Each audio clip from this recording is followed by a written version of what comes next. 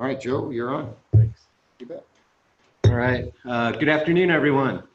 How's everybody doing? All right. Thank you. Appreciate that interaction. We're almost there. We're in the home stretch. My name's Joe Marschall. I am a senior research specialist at the Missouri Tree Ring Laboratory, and I coordinate activities for the Oak, Woodlands, and Forest Fire Consortium. We're counterparts to Jack McGowan-Cincy's group, the Lake States Fire Science Exchange, and in general, we cover the Central Hardwoods region. I want to start also here I want to first say that, you know, the management lessons, the conservation ethics and philosophies and research out of the North Woods has really incredibly influenced the way I interact with the natural world, both at work and at home, at play. So it's a real honor to be here. I really appreciate the invitation. So I'm going to talk about prescribed fire effects on oak timber quality. This is a somewhat controversial topic in our region, perhaps across the eastern U.S., where timber management and prescribed fire might coexist in the same landscape. This is a pictorial outline of my talk.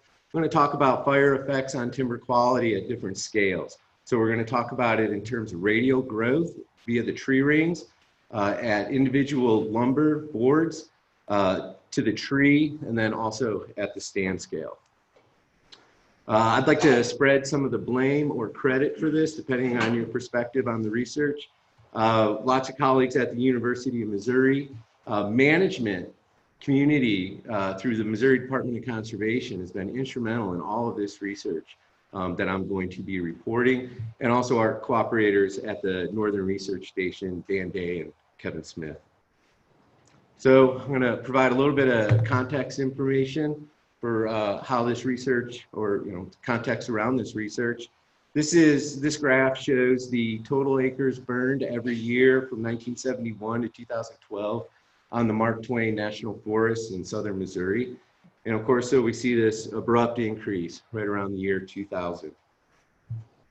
This graph shows the average acreage per burn unit during that same time frame. And we see, again, a dramatic increase right around the year 2000. This isn't just a Missouri phenomenon. I'm sure you all are aware of this where you work. Here's another graph showing the same trend in Pennsylvania, different time period. They really started rolling around 2012. And so what does this look like on the ground? What does it mean? So in 1985 in Missouri, fire was largely relegated to the poorest of poor sites. Talking glades, maybe old fields. It was allowed there. It was a place that it did occur. But with those increased acreages that I just showed, fire naturally moved across these ecological boundaries into places where you might, A, you could grow timber, or B, where there is already merchantable size timber in place. And this set the stage for this controversial topic. So in Missouri and elsewhere, people burn for many perceived benefits.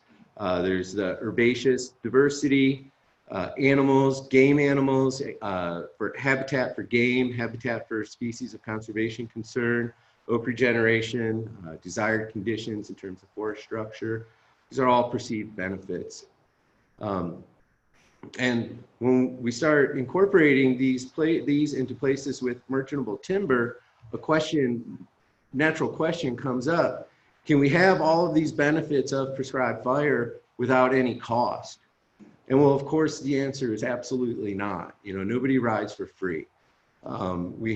These fires have the potential to develop injuries on these trees, which then serve as entry ports for wood decaying agents, fungus, bacteria, and subsequent fires. And so I'd reframe this question, and this is the way we're going to pursue it for the rest of this presentation, is there an economic framework that we can use to support these management decisions that are being made? Can this cost be estimated, and can it be predicted? So here's the study question. What is the cost of prescribed fire in terms of timber product value? So on an individual tree, we have this injury that was sustained on a crop tree that someday we hope to harvest. And so it affects value in that. And then also at a stand level, fire selects and changes the species composition and also the forest structure, which necessarily changes the amount and the type of lumber that can be recovered. I'm going to pull all this information directly from the literature. There really isn't a ton out there. More is coming. In fact, a paper was just released, I think 2 days ago, that is related to all of this. Our consortium has put special efforts into this research, staying up to date on it. We have a research brief of one of these articles, a summary, and also a handout. I brought those over here, so feel free to check that out on your way out. Okay, so first we're going to talk about how do fire scars on residual overstory trees affect timber product value. And so here, this was a mill study conducted in southern Missouri where we harvested fire damaged trees and milled those trees, ignoring the damage, brought all the damage with us out of the woods, and then tracked changes on all the individual boards. In the field, we measured the tree size and also fire scar dimensions, most notably the height and the depth. Those will come back up in just a few minutes. And we collected a cross-section from each one of these stumps and used dendrochronology to date the fire scars. And we painted the butt ends of all of these logs to facilitate tracking the lumber through the milling process. In all, we analyzed 90 of the lowest logs from these trees. These were all scarlet, northern red, or black and black oak saw logs. Really point out that this is not applicable to higher valued products such as stave or veneer. It really wouldn't apply to these findings, don't apply to those. We harvested varying tree sizes with various scar sizes. All of these scars had been sustained approximately, the initial scarring occurred 15 years before harvesting, and they each had 3 or 4 prescribed fires that they encountered. Here's how we tracked the losses on the individual boards. These are boards from the study. We had a National Hardwood Lumber Association trained lumber grader assign volume and grade to each individual board. And we had them do this twice. So first, we had them grade and scale each board, and including the fire defect, taking that into account. And so here we see how that played out on these 2 boards. They were both 5 board feet.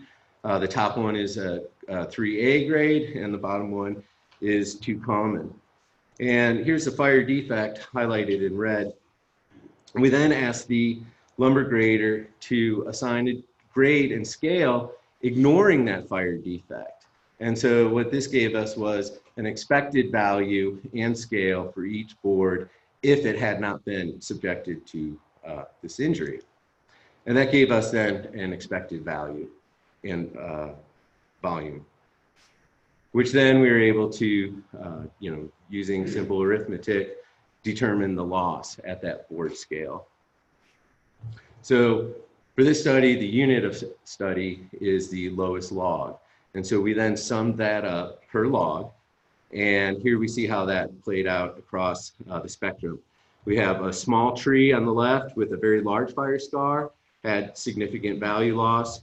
A large tree with a medium-sized fire scar in the middle had moderate value loss. And then a large tree with a relatively small fire scar had very low loss.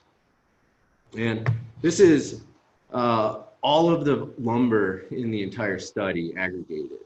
And so on the left, we have volume in board feet. And we see that of all these boards, I said it was, I think, 7,800 board feet, we experienced about 2% volume loss. And if you think back to that previous slide where I showed the lumber being graded, that's really what happened most of the time. There was no volume loss, but just added defect, which shifted the grade downward. Value, for the whole data set, we realized about 9% value loss. And then at the individual log, volume loss on average was about 4%, and the value loss was 10%. At 10% value is just on those butt logs, but each one of these trees had multiple upper logs. And so if we consider those upper logs in that whole tree value, the average value loss goes down to approximately 7%.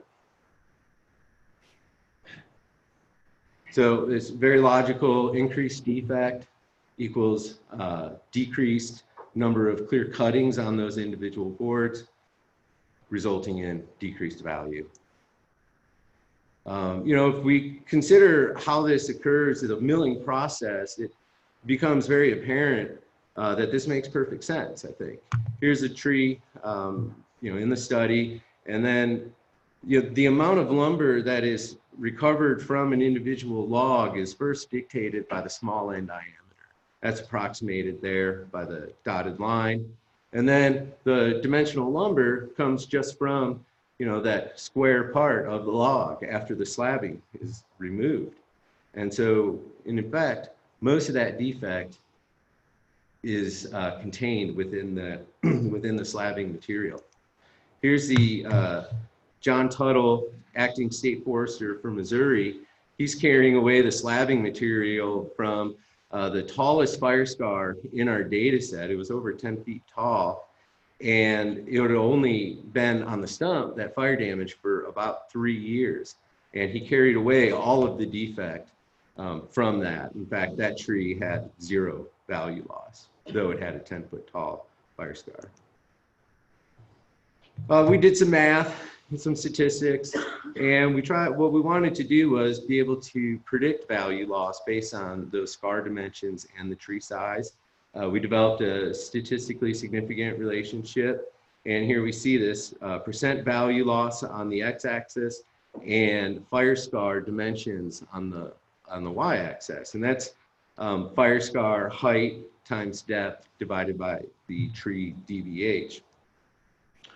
We can see how that plays out on a tree.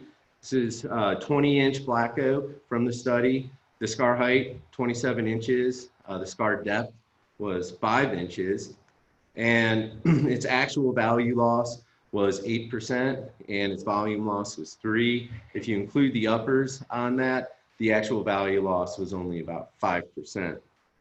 And so here we have an actual realized value loss of 8%. And we developed a chart using that equation. You can take this out into the woods.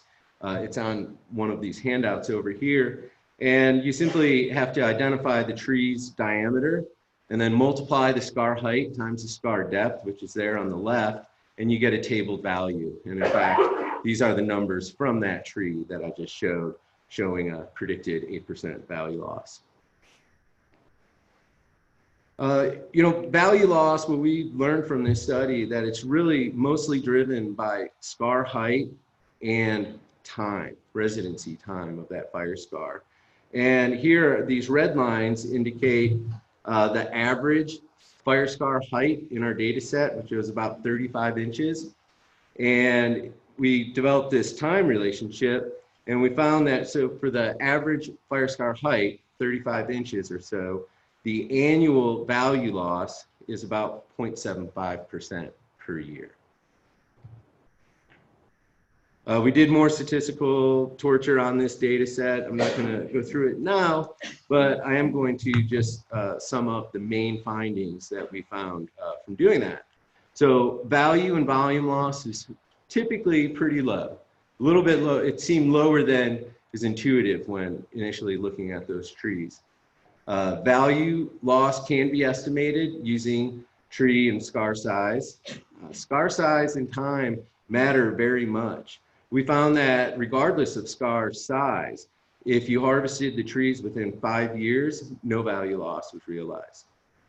Scars less than 20 inches in height resulted in, for the most part, no value loss. This is interesting. Pat Brose and Van Leer did a study in 1999 looking at shelter wood and burn sequence to see if there were different practices that could be employed during logging, which would minimize damage to your residuals. And they found that something that directional felling and avoiding these jackpots of fuel near your crop trees significantly reduced the damage to those trees. So scar size can be moderated using these practices. And we found that there is a size class of trees that are particularly vulnerable to value loss. This makes quite a bit of sense intuitively as well. The pole size class, when trees are injured in that size class, they tend to have more value loss than trees that are either very small or very large. Okay, I'm just this study is gonna go pretty quick here. This is a study by Mike Stanbaugh, Dan Day, and Kevin Smith. How do fire scars on residual overstory trees affect the radial growth? So to do this, growth in fire scars and white oaks were measured by digitizing the tree rings and the fire scars. This graph, here we show tree growth in terms of basal area increment on the y-axis and years from when the tree was injured on the x-axis, so time 0 is time of injury. And we see these are all the basal area increments for all the trees in the study. And we see that radial growth does not decrease post-fire. So this study, the main findings were that fire scar closure time is related to tree age and tree size, and that radial tree growth does not decrease post-fire. Okay, this is the last part. How does prescribed fire affect timber values at the stand level? So this is based, the findings I'm going to discuss here are based from 3 different studies. Ben Knapp, University of Missouri silviculture professor, and Shannon Stannis. She's a graduate student out of Purdue recently. So in Ben Knapp's study, both of these papers are they're companion papers based on the same location. It's at the University Forest in southern Missouri. This area experienced over 60 years of prescribed fire, and different treatments are annual burning, periodic burning, which is every 4 years, and control, no burning. This is in the Missouri Ozarks Upland Oak site. There were repeated stand measurements over time, and the fire scars were tallied and measured. Complete census occurred. And here we can see this picture actually tells us a lot. On the left of that tree in the center is the annual burn plots. On the right is the periodic, and then in the back is control. And we see significant differences just through this picture. The herbaceous layer is much more prominent in the annual, and the shrub layer is much more prominent in the periodic. And so for this study, stumpage values were applied to all of the standing volume data, and then all these fire scars that were measured in the field, we used this equation that we had developed in that lumber recovery study I showed. That equation was employed to estimate the value loss due to the injuries. This figure tells basically the whole story. Stumpage, this is stumpage value on the y-axis, and then the different treatments. And so the control right there, that tells you what the value is given no fire in that stand. And then the annual and periodic, the black we see, that's the value loss due to changes in stumpage. So due to changes in standing volume and species composition, that's the black, which is the loss. And then the red, which you can barely see, that's the value loss due to damage to your residuals. And so it is approximately 30% value loss after 60 years of prescribed fire. Not very different between the annual and the periodic. And here it's pretty interesting. The species shift that occurred after 60 years It shifted away from the red oaks, so red oaks fell out, but post oaks increased.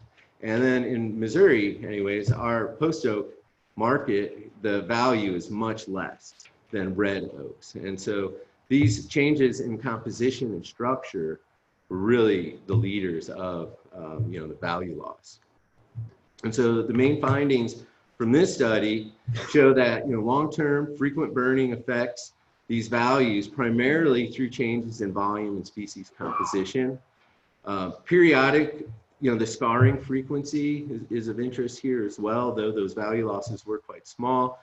But periodic burning every 4 years, and think back to that picture with that increased shrub layer, scarred about 55% of the overstory trees compared to just 6% in the annual. Remember that herbaceous layer. And this is a little bit of an aside, but quite interesting finding from the study. No recruitment to the overstory, not a single tree in over 60 years. And so, like Dan had just mentioned, if you want to recruit into the overstory, clearly you need a fire interval of longer than 4 years. Okay, last one. This is Shannon Stannis. Dan Day was on this paper, Jan Wiedenbach, and Mike Saunders. And this was on the Hoosier National Forest.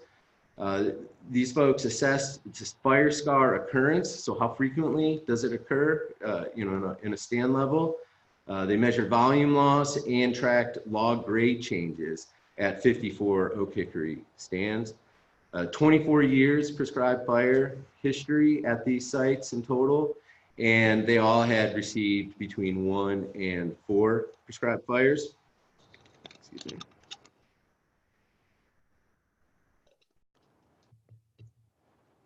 So here's the main findings from this study. 49% of the trees had fire scars, pretty similar to that finding that Ben Knapp had where he had 55% in the periodic. The average scar height was 27 inches.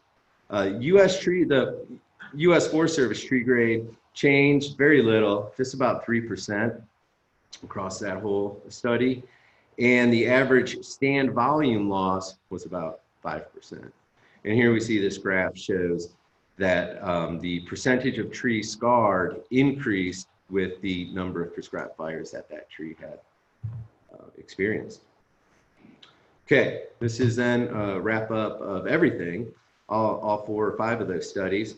So what we found is that, value loss on these residual oaks is relatively low, it can be minimized, and it can be predicted.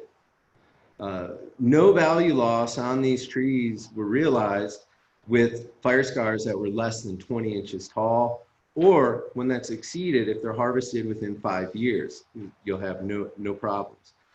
Stand level value loss is really driven by species composition changes and changes in the standing volume, and that occurs over long periods of time.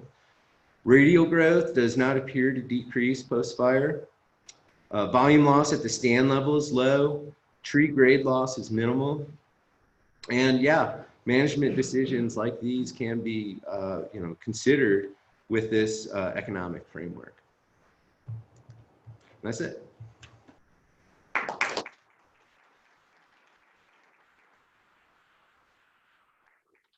Great. Now we'll have Lee, Dan, and Joe.